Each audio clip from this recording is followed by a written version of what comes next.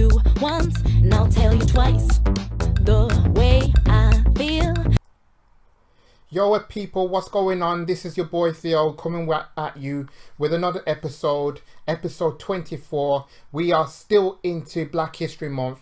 I thought I'd get another video on to talk about my family's history. So this is me saying my respects to as to which how I got here, the people that actually got that's been around, the people that's no longer here. I'm going to be speaking about them.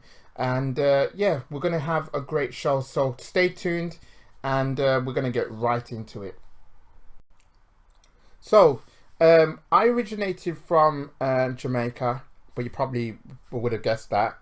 My grandparents and my ancestors were pretty much from there, and my grandparents in particular, they were into agriculture and they did odd jobs.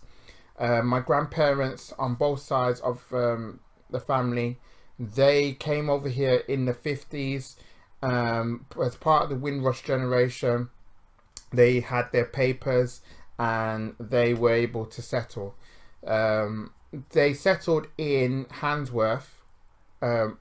My dad's side was from my dad's side was from Whitehall Road. My mother's side was from Broughton Road, so they lived around the corner from each other. And it's only because my mum, my aunties, they went to school together, and literally the rest was just history. And I can remember my family's just like literally coexisting with one another. They used to, you know, play together, talk to each other. They used to hang out and everything else. This was well before I was born. They did all of that stuff. It was crazy how things have happened. And yeah, so that's what happened. And I want to thank my grandparents. On my mum's side, I've lived with them in Jamaica back in the late 90s, early 2000s. And yeah, it was good to learn in Jamaica what was life like over there. So I went to school over there. I went to Davis Primary School, and then to Old Harbour High. And yeah, it was just good to learn all of this stuff, and to try to be disciplined and to learn all what Jamaica has to offer. My grandparents on my mom's side they passed away a couple of years ago. I miss them every day. I try to kind of think to myself, like, what do I need to do to you know, be better? And one of the abiding memories of my grandmother would be to save your money. Oh man, she always wanted me to just like do the right things. My grandmother on my mom's side. My grandmother on my dad's side passed away last year, and yeah, it was just a tough thing. My grandmother had nicknames for my brothers, my cousins.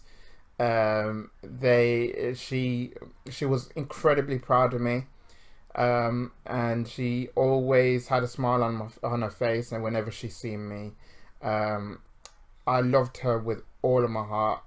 I think she'll be proud now that I'm doing what I'm doing, and as well as my grandparents on my mum's side.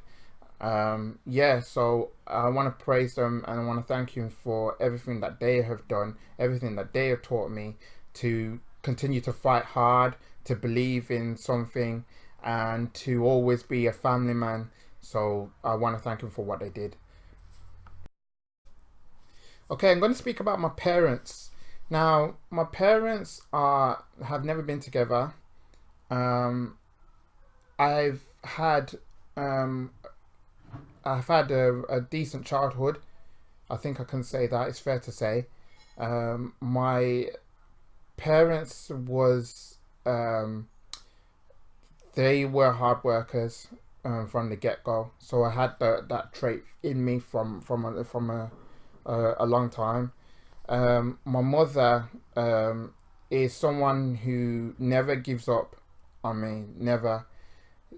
She always backed us, myself and my brother, um, and she always made sure that we were always first. So that's what my mother done. She was just so inspiring. I still have a good relationship with both of my parents. My dad, um, he he knew what he wanted to do from the beginning, and nothing you could say would ever stop him. Nothing. And I just wanted to kind of say to my uh, um, that my dad was always the one that always stayed strong. He always said stay strong in the face of adversity. And even when things got on top of him, he still manages something to laugh about, something to keep him going, something to uh, always having to look back and to see the brighter side. And that's what my dad done.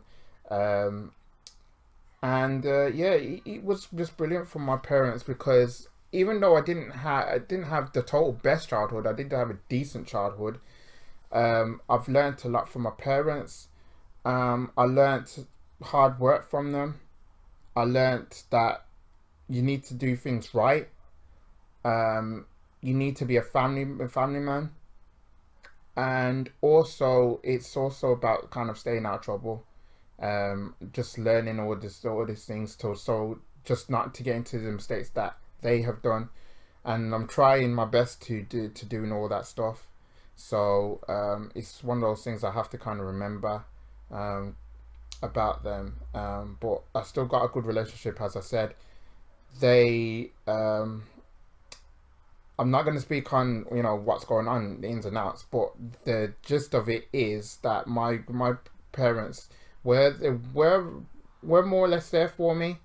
They did everything that they could to for me to and my brother to be decent people in society, um, and I'm pleased that I've been very very lucky and been very very blessed to get to where I've been. Some of it's through my own accord, but a lot of it's from my mom and yes, my dad as well, for helping. So it's all good. It's all good. So there you have it. That's my family's history. It's a brief one.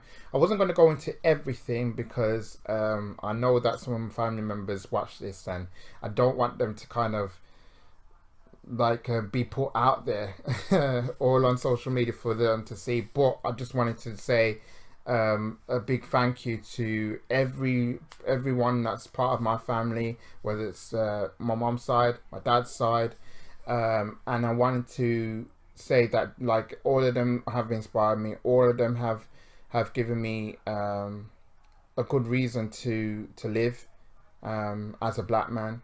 I've certainly took advice from certain people.